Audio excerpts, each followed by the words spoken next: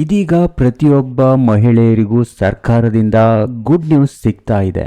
ನೀವಿಲ್ಲಿ ನೋಡ್ತಾ ಇರ್ಬೋದು, ಉಚಿತವಾಗಿ ಹೊಲಿಗೆ ಯಂತ್ರ ಯೋಜನೆಯನ್ನ ಜಾರಿಗೆ ತಂದಿದ್ದು ಸರ್ಕಾರದಿಂದ ಮಹಿಳೆಯರಿಗೆ ಭರ್ಜರಿ ಕೊಡುಗೆ ಇದಾಗಿದೆ. ಈ ಒಂದು ಉಚಿತವಾಗಿ ಟೈಲರಿಂಗ್ ಮಷೀನನ್ನು ಪಡೆದುಕೊಳ್ಳಲು ಬೇಕಾಗಿರುವಂಥ ಅರ್ಹತೆ ಸೇರಿದಂತೆ ಅರ್ಜಿ ಸಲ್ಲಿಸುವ ವಿಧಾನ, ಅಗತ್ಯ ದಾಖಲೆಗಳು ಹಾಗೂ ಅರ್ಜಿ ಸಲ್ಲಿಸಲು ಯಾರೆಲ್ಲ ಅರ್ಹತೆಯನ್ನು ಹೊಂದಿರ್ತಾರೆ ಅನ್ನುವುದರ ಬಗ್ಗೆ ಸಂಪೂರ್ಣವಾದ ಮಾಹಿತಿಯನ್ನು ತಿಳಿಸಿಕೊಡ್ತಾ ಹೋಗ್ತೇನೆ. ನೀವು ಸಹ ಆನ್ಲೈನ್ ಮುಖಾಂತರ ಅರ್ಜಿಯನ್ನು ಸಲ್ಲಿಸಿ ಉಚಿತವಾಗಿ ಹೊಲಿಗೆ ಯಂತ್ರವನ್ನು ಈ ಯೋಜನೆಯ ಮೂಲಕ ಪಡೆದುಕೊಳ್ಳಬಹುದು. ಈ ಯೋಜನೆಯ ಬಗ್ಗೆ ತಿಳಿಯುವುದಕ್ಕಿಂತ ಮೊದಲು ನೀವಿದೆ ಮೊದಲ ಬಾರಿಗೆ ನಮ್ಮ ಚಾನಲಲ್ಲಿ ವಿಡಿಯೋವನ್ನು ನೋಡ್ತಾ ಇದ್ದರೆ, ಸಬ್ಸ್ಕ್ರೈಬ್ ಆಗಿಲ್ಲ ಅಂತಂದರೆ ದಯವಿಟ್ಟು ಈಗಲೇ ನಮ್ಮ ಚಾನಲ್ಗೆ ಸಬ್ಸ್ಕ್ರೈಬ್ ಮಾಡಿ. ಹಾಗೆ ಇದೇ ರೀತಿ ಹೊಸ ಹೊಸ ಯೋಜನೆಗಳ ಬಗ್ಗೆ ಮಾಹಿತಿ ಬೇಕು ಅಂತಂದರೆ ಎಸ್ ಅಂತ ಕಾಮೆಂಟ್ ಮಾಡೋದನ್ನು ಮರಿಬೇಡಿ. ಸೊ ಫ್ರೆಂಡ್ಸ್, ನೋಡ್ಬೋದು ಇಲ್ಲಿ ಉಚಿತವಾಗಿ ಹೊಲಿಗೆ ಯಂತ್ರವನ್ನು ಮಹಿಳೆಯರಿಗೆ ಕೊಡ್ತಾ ಇರುವಂಥದ್ದು. ಯಾರೆಲ್ಲ ಒಂದು ಸ್ವಾವಲಂಬಿ ಜೀವನವನ್ನು ಮಾಡಬೇಕು ಅಂದ್ಕೊಂಡಿದ್ರ ಈ ಒಂದು ಯೋಜನೆಯ ಮೂಲಕ ಉಚಿತವಾಗಿ ಟೈಲರಿಂಗ್ ಮಷೀನನ್ನು ಪಡೆದುಕೊಳ್ಳಬಹುದು. ಸೊ ನೋಡ್ಬೋದು, BPL ಕಾರ್ಡ್ ಹೊಂದಿರುವಂಥ ಮಹಿಳೆಯರಿಗೆ ಈ ಒಂದು ಯೋಜನೆಯ ಲಾಭ ಸಿಗ್ತಾ ಇರುವಂಥದ್ದು. ಸರ್ಕಾರವು ಬಡತನ ರೇಖೆಗಿಂತ ಕೆಳಗಿರುವಂಥ ಮಹಿಳೆಯರಿಗೆ ಉಚಿತವಾಗಿ ಹೊಲಿಗೆ ಯಂತ್ರವನ್ನು ಕೊಡ್ತಾ ಇರುವಂಥದ್ದು. ಈಗಾಗಲೇ ಸಾಕಷ್ಟು ಜನ ಈ ಯೋಜನೆಗೆ ಅರ್ಜಿಯನ್ನು ಸಲ್ಲಿಸಿದ್ದು ಹಲವರಿಗೆ ಈ ಮಷಿನ್ ಉಚಿತವಾಗಿ ಸಿಕ್ಕಿದೆ. ಪೋಸ್ಟ್ ಆಫೀಸಿಗೆ ನೇರವಾಗಿ ಬಂದಿರುವಂಥದ್ದು. ಸಾಕಷ್ಟು ಜನ ಈ ಪೋಸ್ಟ್ ಆಫೀಸ್ ಮೂಲಕ ಈ ಉಚಿತವಾಗಿ ಹೊಲಿಗೆ ಯಂತ್ರವನ್ನು ತೆಗೆದುಕೊಂಡಿದ್ದಾರೆ. ಹಾಗಾಗಿ ಇನ್ನೂ ಸಾಕಷ್ಟು ಜನ ಮಹಿಳೆಯರಿಗೆ ಹಾಗೂ ಬಡತನ ರೇಖೆಗಿಂತ ಕೆಳಗಿರುವಂಥ ಮಹಿಳೆಯರಿಗೆ ಆರ್ಥಿಕವಾಗಿ ಸ್ವಾವಲಂಬಿ ಜೀವನವನ್ನು ನಡೆಸಲು ಒಂದು ಸಹಕಾರಿಯಾಗಲೆಂದು ಸರ್ಕಾರ ಈ ಯೋಜನೆ ಜಾರಿಗೆ ತಂದಿರುವಂಥದ್ದು. ಮನೆಯಲ್ಲೇ ಕುಳಿತುಕೊಂಡು ಒಂದು ಸ್ವಂತ ಉದ್ಯಮವನ್ನು ಶುರು ಮಾಡಿ ಒಂದು ಸಣ್ಣ ಪಟ್ಟ ಹಣವನ್ನು ಗಳಿಸಿಕೊಳ್ಳಬಹುದು ಅನ್ನುವಂಥ ಉದ್ದೇಶದಿಂದ ಯೋಜನೆಯನ್ನು ಜಾರಿಗೆ ತರಲಾಗಿರುವಂಥದ್ದು. ಸರ್ಕಾರದಿಂದ ಉಚಿತ ಟೈಲರಿಂಗ್ ಮಷಿನ್ ವಿತರಣೆಗೆ ಯಾವೆಲ್ಲ ಅರ್ಹತೆ ಬೇಕಾಗಿದೆ ಅನ್ನುವುದರ ಬಗ್ಗೆ ನೋಡ್ತಾ ಹೋಗೋಣ. ಮೊದಲನೇದಾಗಿ ಈ ಯೋಜನೆ ಬಗ್ಗೆ ನೋಡೋದಾದರೆ, ಉಚಿತವಾಗಿ ಹೊಲಿಗೆ ಯಂತ್ರ ವಿತರಣಾ ಯೋಜನೆ ಇದಾಗಿರುವಂಥದ್ದು.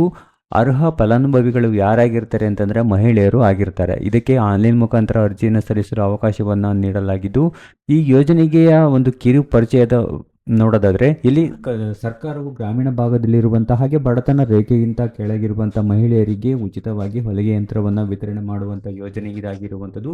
ಅದಾದ ನಂತರ ಈ ಒಂದು ಯೋಜನೆ ಪ್ರತಿಯೊಂದು ಜಿಲ್ಲೆಯೂ ಕೂಡ ಒಂದು ಈ ವಿಸ್ತರಣೆ ಮಾಡಲಾಗಿರುವಂಥದ್ದು.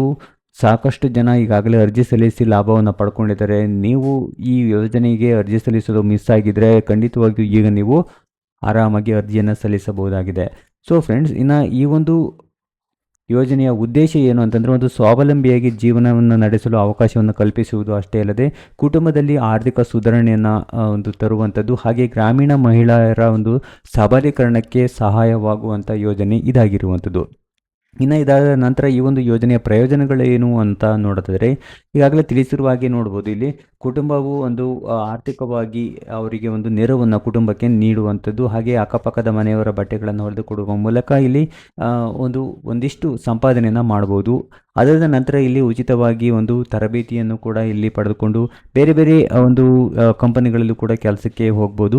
ಈ ಒಂದು ತರಬೇತಿಯ ಸಮಯದಲ್ಲಿ ಈಗ ಸ್ಟೈಫಂಡ್ ಅಂತ 500 ರೂಪಾಯಿ ಕೊಡ್ತಾರೆ. ಅಂದರೆ ತರಬೇತಿ ಎಷ್ಟು ದಿನ ಇರುತ್ತೆ ಅಷ್ಟು ದಿನವೂ ಕೂಡ 500 ರೂಪಾಯಿ ದಿನಕ್ಕೆ ಇಲ್ಲಿ ಸ್ಟೈಫಂಡ್ ಕೊಡ್ತಾ ಇರುವಂಥದ್ದು. ಸೊ ಇದೊಂದು ಉತ್ತಮವಾದ ವಿಷಯ ಅಂತಲೇ ಹೇಳ್ಬೋದು.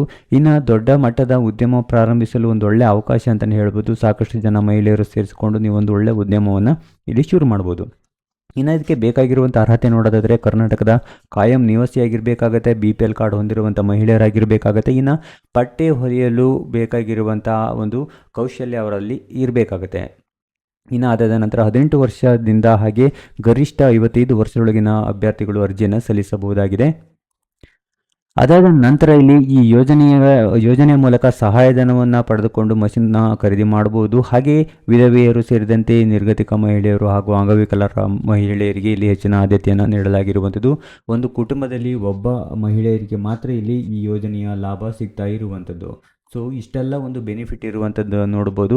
ಇನ್ನು ಯಾವುದೇ ರೀತಿಯಾಗಿರ್ತಕ್ಕಂಥ ಗೌರ್ಮೆಂಟ್ ಜಾಬು ಹೊಂದಿರದೇ ಇರುವಂಥ ಅಭ್ಯರ್ಥಿಗಳು ಅರ್ಜಿ ಸಲ್ಲಿಸ್ಬೋದು. ಇನ್ನು ಅಗತ್ಯ ದಾಖಲೆಗಳ ಬಗ್ಗೆ ನೋಡೋದಾದರೆ ಆಧಾರ್ ಕಾರ್ಡ್ ಸೇರಿದಂತೆ ಜಾತಿ ಪ್ರಮಾಣಪತ್ರ, ಆದಾಯ ಪ್ರಮಾಣಪತ್ರ, ಹಾಗೆ ಪಡಿತರ ಚೀಟಿ ಸೇರಿದಂತೆ ಬ್ಯಾಂಕ್ ಪಾಸ್ಬುಕ್, ಹಾಗೆ ಪಾಸ್ಪೋರ್ಟ್ ಅಳತೆಯ ಭಾವಚಿತ್ರ ಸೇರಿದಂತೆ ಚಾಲ್ತಿಯಲ್ಲಿರುವಂಥ ಮೊಬೈಲ್ ನಂಬರ್, ಜನ್ಮದಿನಾಂಕ ನಮೂದಿಸಿರುವಂಥ ದಾಖಲೆ ಪ್ರಮಾಣಪತ್ರ, ಹಾಗೆ ಕೌಶಲ್ಯ ತರಬೇತಿ ಪ್ರಮಾಣಪತ್ರ, ಅಂಗವಿಕಲರಾಗಿದ್ದರೆ ಅಥವಾ ವಿಧವರಾಗಿದ್ದರೆ ಇದರ ಒಂದು ಪ್ರಮಾಣ ಪತ್ರವನ್ನು ಕೂಡ ಇಲ್ಲಿ ಸಲ್ಲಿಸಬಹುದು. ಹೆಚ್ಚಿನ ಒಂದು ನಿಮಗೆ ಆದ್ಯತೆ ನೀಡಲಾಗುತ್ತೆ.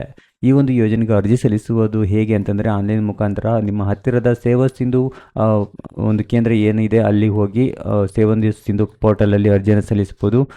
ಸೊ ಇನ್ನಷ್ಟು ಈ ಒಂದು ಯೋಜನೆಯ ಬಗ್ಗೆ ಹೆಚ್ಚಿನ ಮಾಹಿತಿಯನ್ನು ತಿಳ್ಕೊಂಡು ನೀವು ಸಹ ಅರ್ಜಿಯನ್ನು ಸಲ್ಲಿಸಿ ಅಂತ ಹೇಳ್ತಾ, ಈ ಒಂದು ಯೋಜನೆಗೆ ಅರ್ಜಿ ಸಲ್ಲಿಸಬೇಕು ಅಂತ ನೋಡ್ತಾ ಇದ್ದರೆ ಬಯೋದಲ್ಲಿ ಅಂದರೆ ಡಿಸ್ಕ್ರಿಪ್ಷನ್ ಬಾಕ್ಸ್ನಲ್ಲಿ ಇದರ ಲಿಂಕನ್ನು ಕೊಟ್ಟಿರ್ತೀನಿ, ಅಲ್ಲಿ ಕ್ಲಿಕ್ ಮಾಡಿ ನೀವು ನೇರವಾಗಿ ಅರ್ಜಿಯನ್ನು ಸಲ್ಲಿಸಬಹುದಾಗಿದೆ. ಸೊ ಫ್ರೆಂಡ್ಸ್, ಇದಿಷ್ಟು ಈ ಒಂದು ಯೋಜನೆಯ ಬಗ್ಗೆ ಇರುವಂಥ ಮಾಹಿತಿ. ಈ ಒಂದು ಯೋಜನೆ ಬಗ್ಗೆ ತಿಳಿಸಿರುವಂಥ ಮಾಹಿತಿ ನಿಮಗೆ ಏನಾದರೂ ಇಷ್ಟ ಆಗಿದ್ದರೆ ವಿಡಿಯೋಗೊಂದು ಲೈಕ್ ಮಾಡಿ, ಈ ವಿಡಿಯೋವನ್ನು ಎಲ್ಲರಿಗೂ ಶೇರ್ ಮಾಡಿ. ಹಾಗೆ ಮುಂದಿನ ಒಂದು ಹೊಸ ಯೋಜನೆಯ ಬಗ್ಗೆ ಮಾಹಿತಿಯನ್ನು ತೆಗೆದುಕೊಂಡು ಬರ್ತೀನಿ. ಅಲ್ಲಿ ತನಕ ನಮಸ್ಕಾರ.